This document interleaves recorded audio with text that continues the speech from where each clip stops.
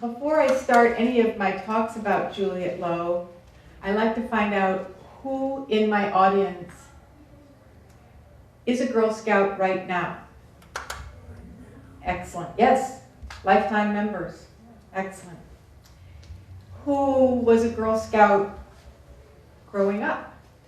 I don't expect you to raise. Or even had a Girl Scout troop. You can keep your hands up. Who has a cousin who's a Girl Scout? A sister, a Girl Scout? Who eats Girl Scout cookies? Aha, everybody's got their hand up. So I like to find out who in my audience knows a little bit about Girl Scouting in the US, and also just who will appreciate Juliette Gordon Low. I just want to make sure you realize that I am not trying to be a historian. I am a family member who is sharing some personal artifacts. So I am trying my best to share with you some wonderful things that I'm very proud of in Scouting. Some of you may know more about Scouting and history, or the combination, but this is my chance to just share with you some personal belongings. More than 59 million American women have enjoyed Girl Scouts during their childhood, and the number just keeps growing. And it was all started by Juliette McGill, her middle name, Kinsey. Gordon was her maiden name, and Low was her married name. And she was born on Halloween, which is pretty close to now. A lot of times Girl Scout troops will have events in their town celebrating Juliette's birthday. Before I start to share with you her history, I want to draw in your imagination a picture of what I think is an amazing character. She was full of energy, maybe even a little hyper as a child, right through her adult life. Her mother's letters describe Juliette as quite a handful, not the best student, and rather stubborn. I think if Juliette had lived today, she would probably have been diagnosed with something they call ADD, attention deficit disorder now.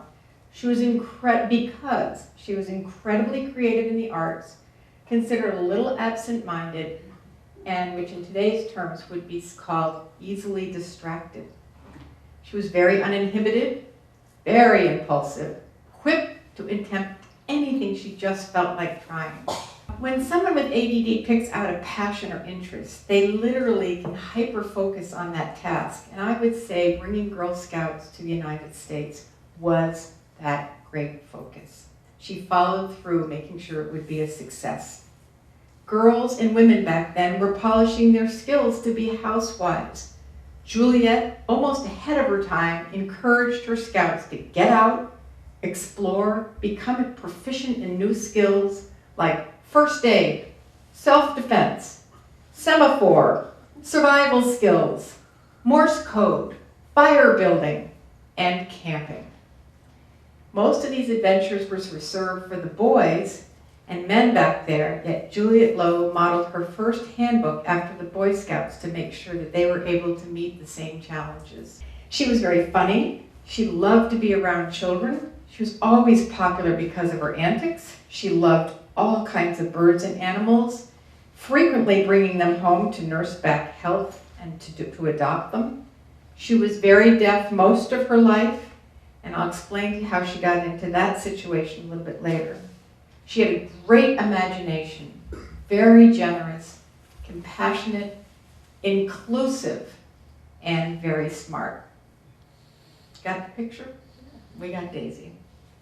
Juliette McGill Kinsey Gordon Low was born on Halloween, October 31st, 1860, in Savannah, Georgia. She was known as Daisy to her family and friends from the first days her uncle saw her and said, "I bet she's going to be a Daisy," and it stuck. The Gordons family were very influential in the industry, government, military and humanitarian organizations. Her father, William Washington Gordon II, was a Confederate captain in the American Civil War and a brigadier general during the Spanish-American War. Her grandfather, W.W. Gordon I, was the first from Georgia to graduate from the U.S. Military Academy in 1815. He was elected mayor of Savannah and then to the House of Representatives and then to the Georgia Senate. He founded and served as president of the Central Railroad Banking Company, which would later become the Central Georgia Railroad. So you know she's coming from a family with a lot of civic-minded and volunteer efforts. Her mother, Eleanor Kinsey Gordon, was known as Nellie, and she was the granddaughter of John Kinsey, an Indian agent from Fort Winnebago, Wisconsin, and who later played a very important role of founding Chicago, Illinois. Their home is considered from 1804. This is Daisy's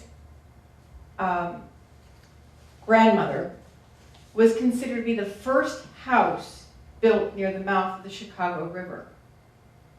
Daisy's great-grandmother, Eleanor Kinsey, had been captured by the Native Americans at the age of 9.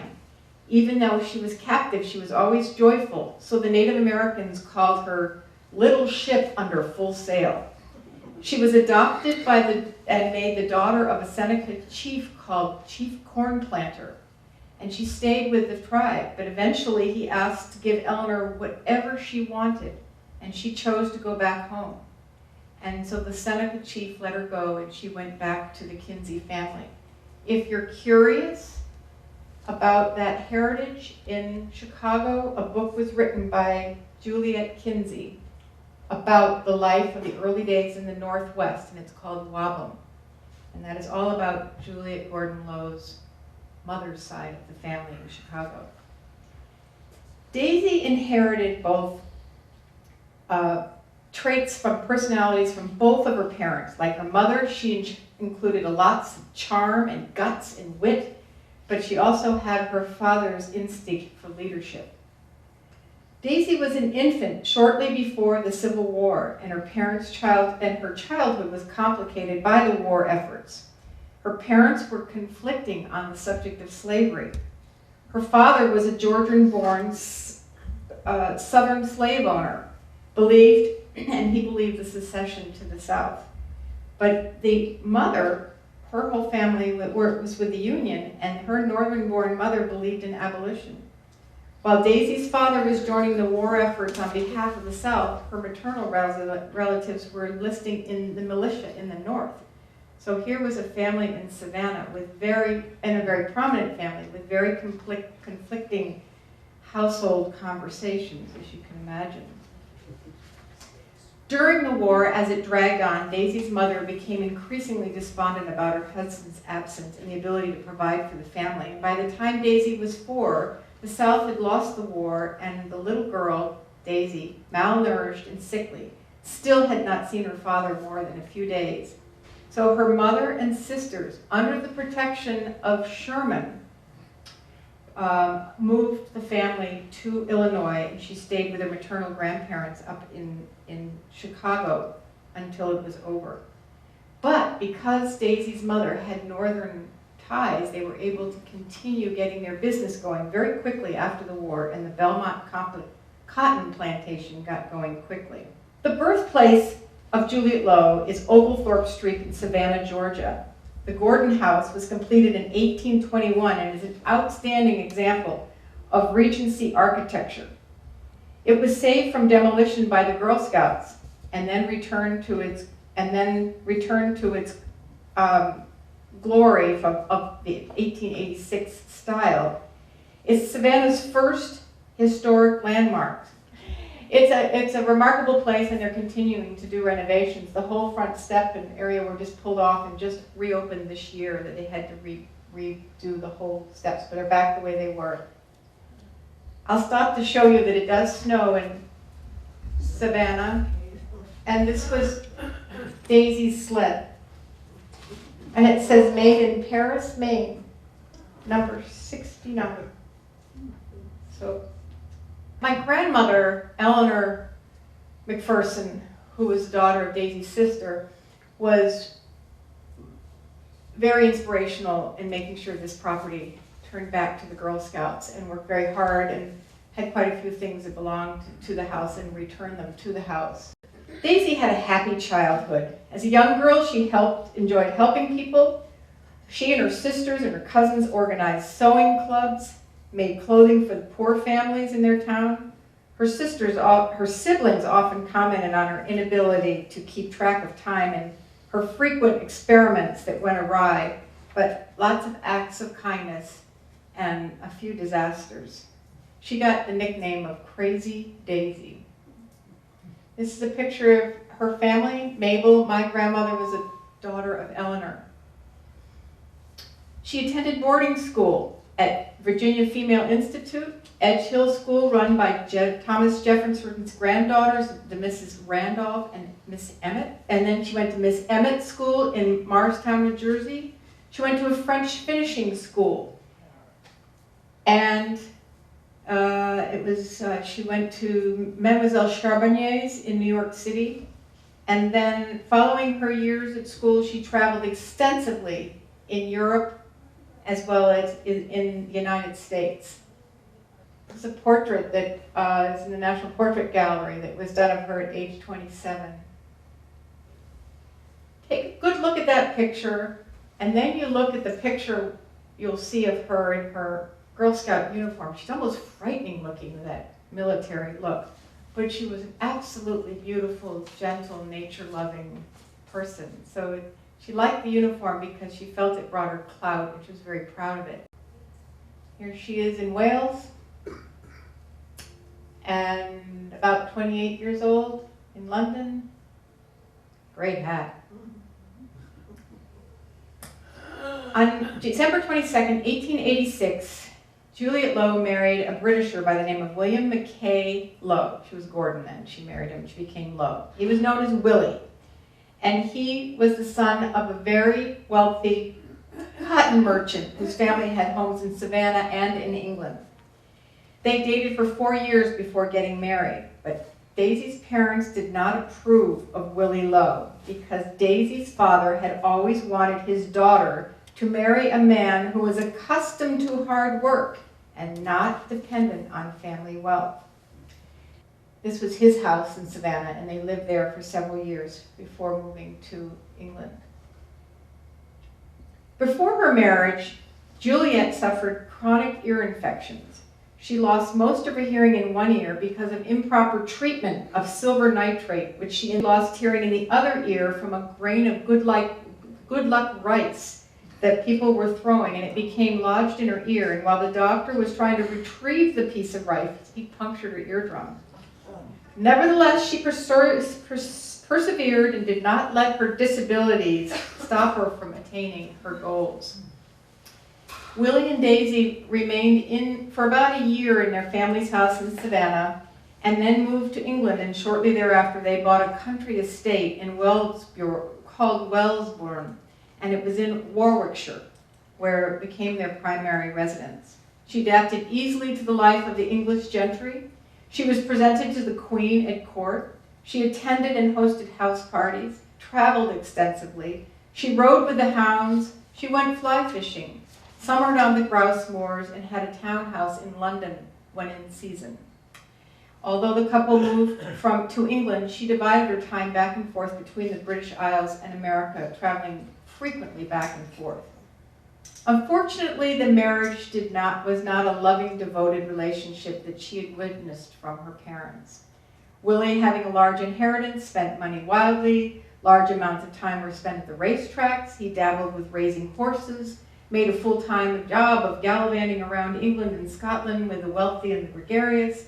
The Lows had no children. As the years passed, they increasingly spent time apart, and there was evidence of growing unhappiness in their marriage. In 1902, Willie abandoned his wife for another woman, asked for divorce, and they were in the process of a divorce when he died suddenly of paralysis in 1905.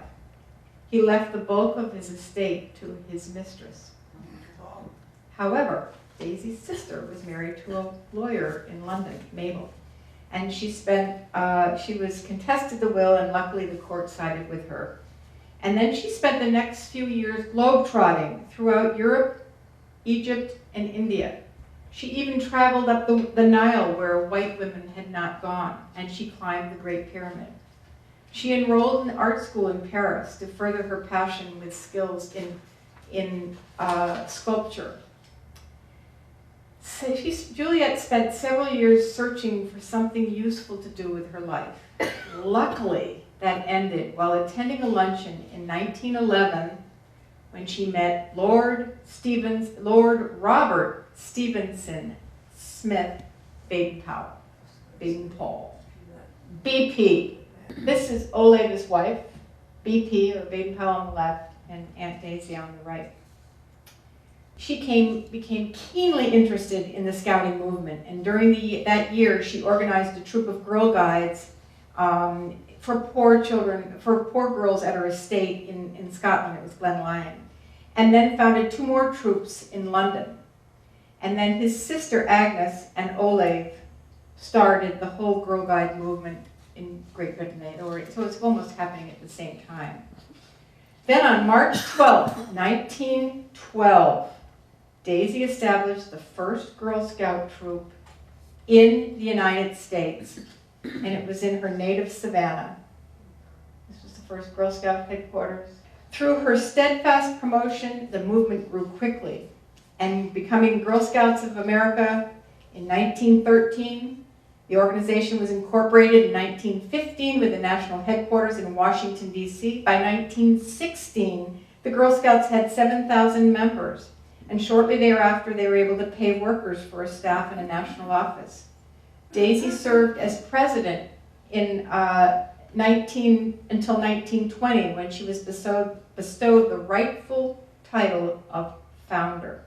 Her goddaughter, Anne Hyde Choate, took over the role as president.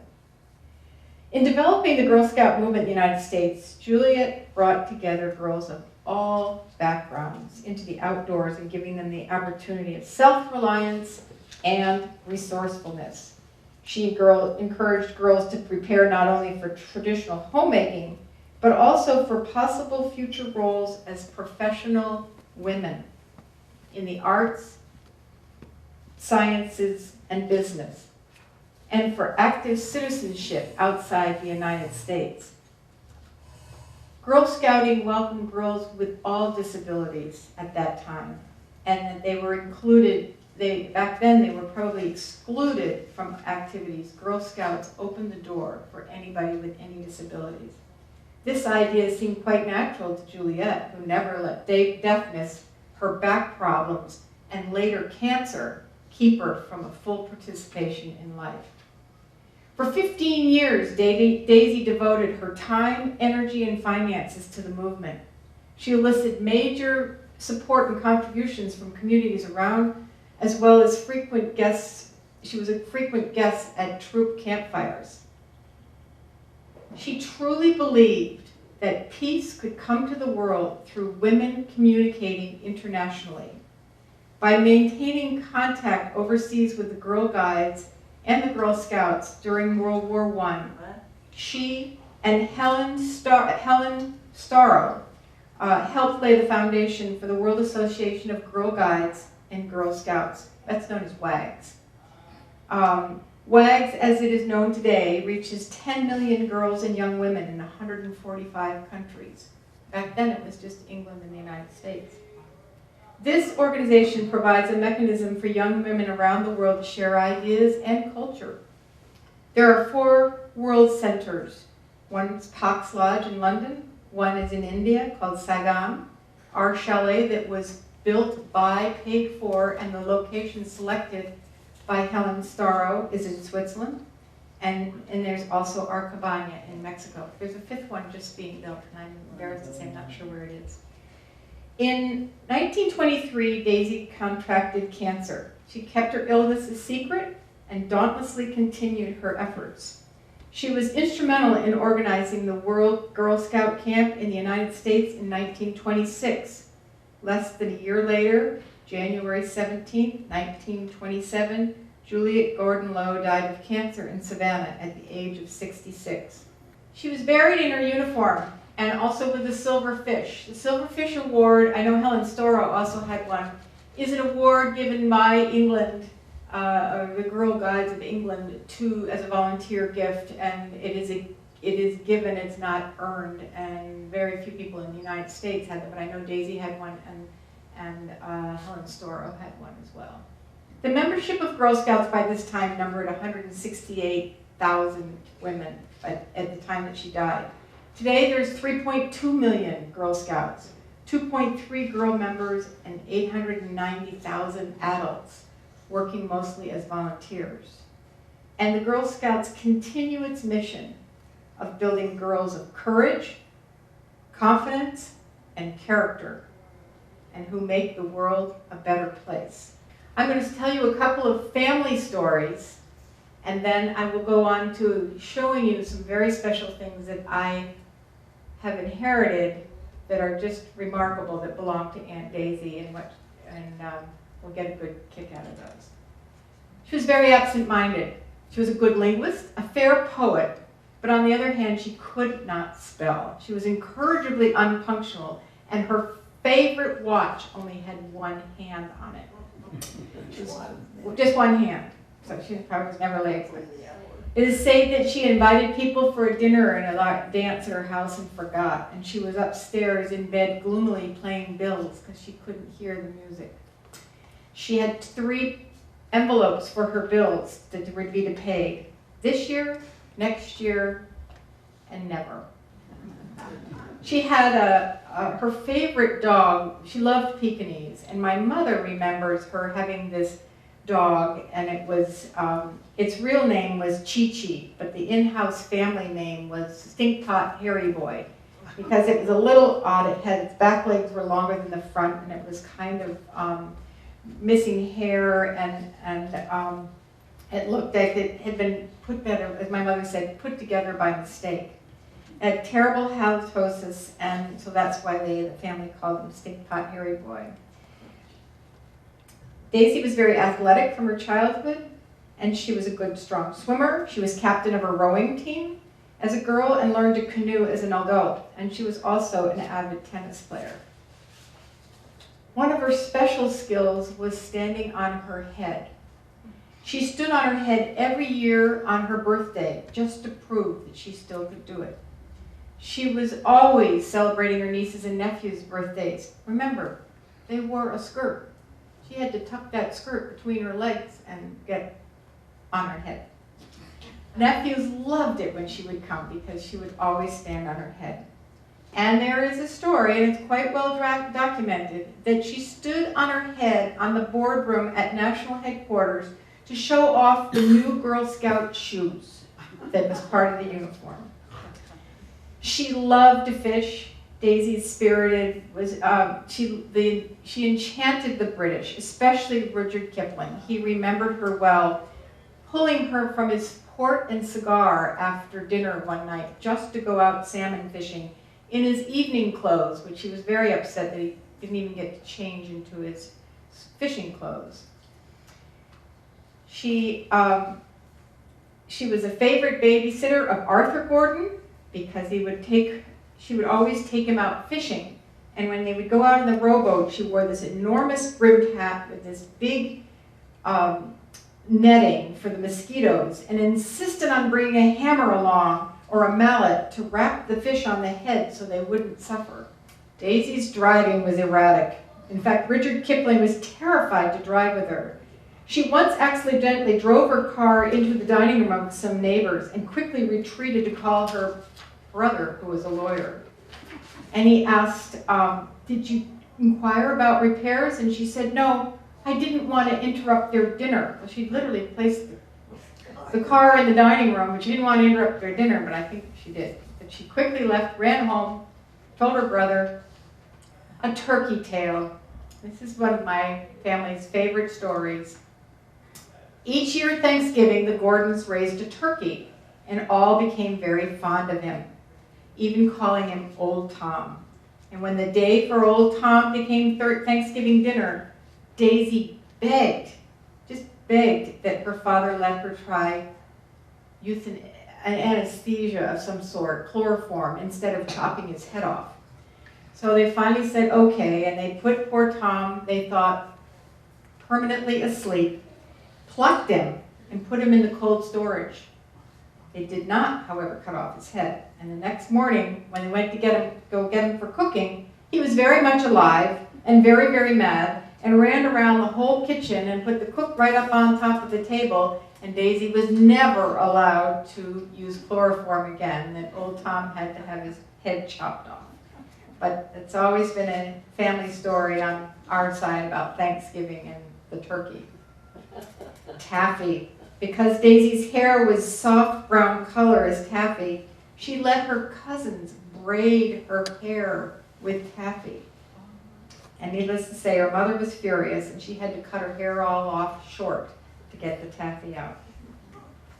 My mother, Helen, remembers Daisy when she was about 6. My mother was about 6, and Daisy would come and visit in New Jersey, where my mother was brought up. And after dinner, a lot of music was created, especially with a recorder and piano. And my mother remembers Daisy walking in, and because she was deaf, she would put her teeth on the soundboard of the piano like this, all through the music. And my mother at age 6 just looked at this lady, but she never forgot. Aunt Daisy said the best way she could hear was through the jawbone and up into her hearing on the inside of her ear. So she was not afraid to do anything she plumb felt like doing. Daisy's powers of persuasion. Once she was knitting on a trolley and dropped her ball of yarn out the door, and she convinced the driver to back up the trolley while she rolled up her yarn. So no wonder she was able to convince anybody to start Girl Scouting. During the Civil War, while Daisy's father was out leading the lines as a Confederate soldier, Sherman would frequently visit the Gorden house. This was because her mother's close ties to the North, and her father and her grandfather had also studied in the North. Daisy loved to crawl up on Sherman's lap and receive a piece of sugar, something that was very scarce in that time. One time, Daisy ran her hands through Sherman's hair and proclaimed, "Mama, I can't find any horns on his head," because she had been led to believe that by her father's side that this man was related to the devil. Daisy was very artistic. This is a picture, this is a photo of a still that she did. She loved sculpture. That was her favorite medium. And that is a picture of a sculpture of her goddaughter. This is a bust of her grandfather, W.W. Gordon. This is a picture of Peggy Gordon Seiler and her brother Sammy with Juliette's parrot. And I say that slowly and specifically because 2 people in this room went to college with Peggy Gordon Seiler, and she was the niece of Daisy Low. And so that's a really neat picture that Peggy sent me of Daisy with Polly Poons, one of her favorite parrots. It is said that the parrot slept on her chest at night. This is a picture of Daisy with one of her many birds that she loved. There's another one of her favorite, that's Polly Poons again. All right, I'm going to switch gears here a little bit. Daisy could take on anything and do it well. And one time she thought that her tea tray was a little boring, so she hand carved it to make it look pretty. And this is a tea tray that she hand carved. I think her carving skills came when her husband wasn't around, and there was a very famous woman who carved altars and mantles in the town where their estate was in England. And I think she became very good friends of hers in Warwickshire. And that's how she learned to carve. And my father's pretty critical about woodcrafting and said she did a great job. So I believe him. This is a great story. When we used to grow up and get an anniversary present for our parents when they were coming up for their anniversary, we'd probably go in and get a nice box of chocolates and hope that they'd share them with us, or a card or something. Daisy, for her parents' anniversary, had her blacksmith teach her how to work with iron. And she handcrafted these iron gates. And they're in Savannah now. They have her parents' initials on either side.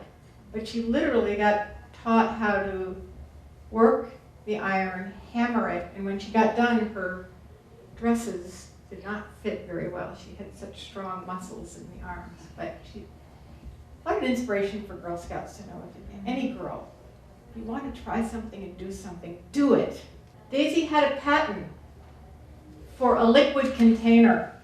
She had several patents, but this one is for a liquid container for use in a garbage can or the like. How many here have patents? I just can't imagine going out and getting a patent today, but she did it. This was her sled. I showed it to you before with a picture of the Savannah house in snow.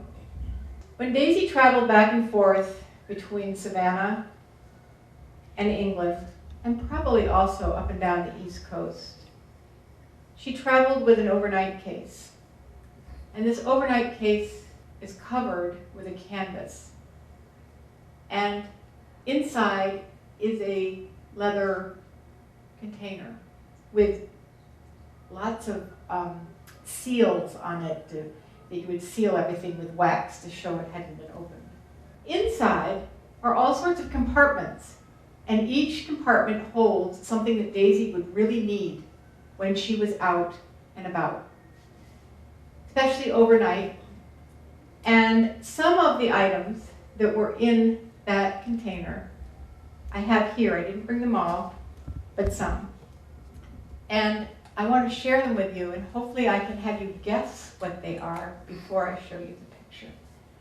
Remember, she did have help moving her things, and she was gone for a bit of time. Going across the ocean was at least 12, 14 days on one of the Cunard lines, and then once she got to Liverpool, she would go to her house, and then she would be there for a while. So you would bring everything you'd want and set it up on your bureau. There was a full manicure set, per se, clippers, files, things that you would need, and they fit in the side container. On everything is her monogram. So on this, and I don't know if I have a pointer, but there's a J in the middle, there's a big M, and there's a great big G. So those are her initials on everything. For instance, on this. This is, what do you suppose she carried in this? Pills. Say what? Pills. Pills. She had candlesticks. Gotta have them when you go overnight. A, should your host or hostess lose power, but B, ambiance. What do you suppose this is?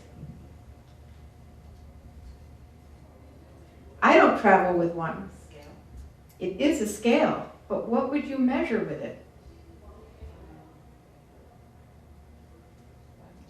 It's a postage scale. So you would travel and measure the weight of your letter and be able to leave the right postage on it. This is a lamp, and I've never really been able to understand it fully. I think my grandmother probably took the plug off of it and used it for something else, but there was a plug. This is the switch that you would turn it off and on.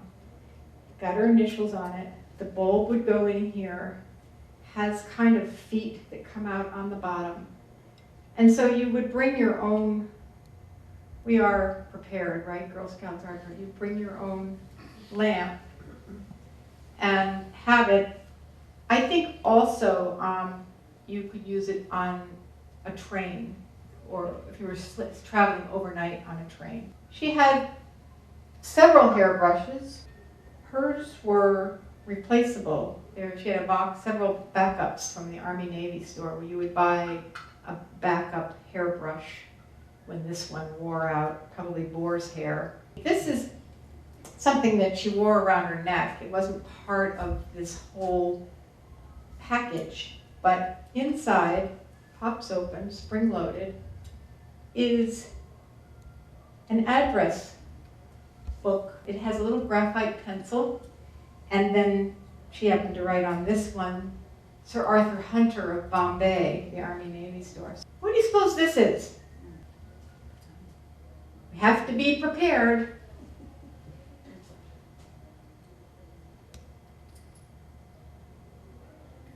It's a corkscrew.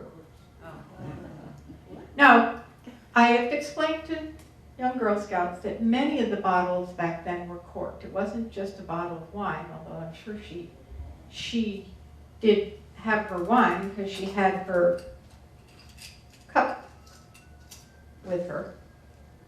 This is inside this silver container is a tiny little book, a condensed calendar, 1892, and you would write down all the things one needed to do. It's a mirror that she had. It fit in the set. If you have candles, and if you're going to be out and about, you're going to have matches. But you don't go to the apothecary or someone and buy the matches and then put them in your match holder and keep them in there. But this would be your strike plate that you would strike the match on the top where that match is. She had a nice, pretty sharp pocket knife. I have to explain this to most children, but a shoehorn. A young person in 12 or 15 today goes, what is that? It takes them a long time to figure out, and I show them how it works. There's a silver box that fits into everything, and in it she had 2 decks of cards. So they're right, that's the little box. Dental floss.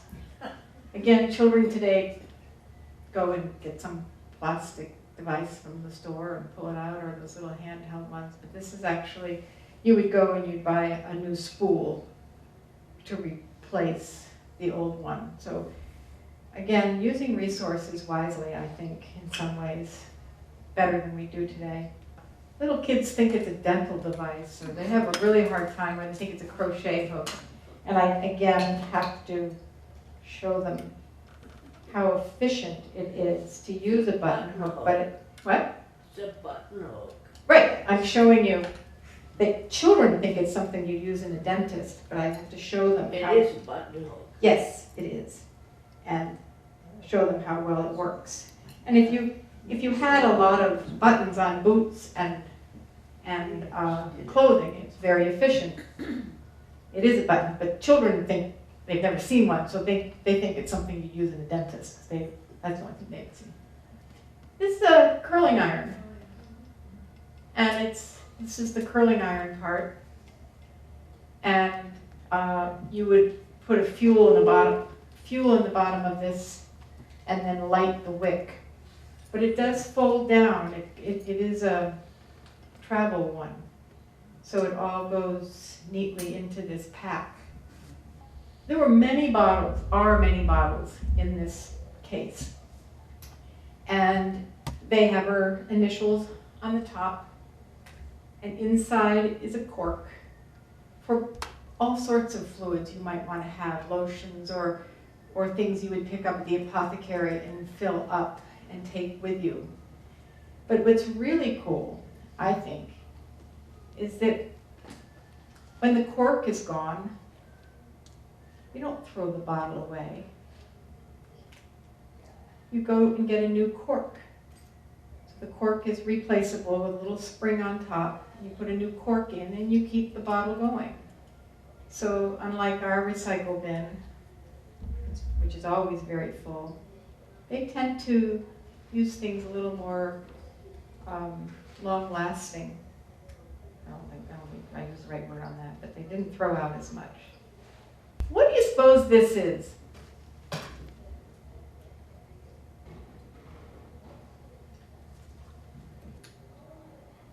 fits very nicely in this container. It's a doorstop, and probably for security on a train traveling across Europe or anywhere else, but if somebody put those in my floor, I'd have a hard time, but it's a doorstop. Clothes brush. I tend to just take some duct tape, turn it around backwards so the sticky side is up and kind of tap a little bit, but to get the cat fur off, right? A vase. What is this? It is a glove stretcher. Again, we all travel with one, right? Or everywhere we go. Sure. Yes.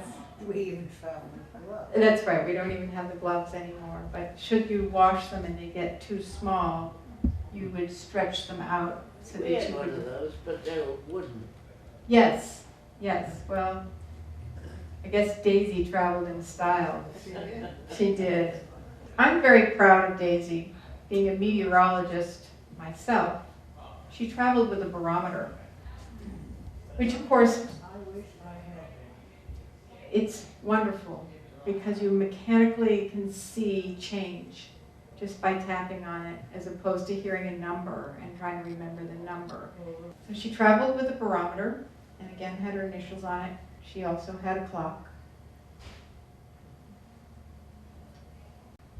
The Presidential Medal of Freedom is the highest honor that the president can bestow upon a civilian.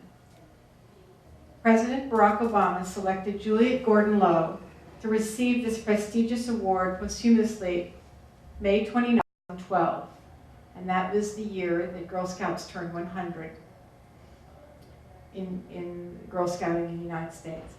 Daisy was an amazing woman who brought American girls an incredible program. Over the last 100 years, it's continued to grow and it's changed. This changing has been to adapt to all the evolving lifestyles of young women.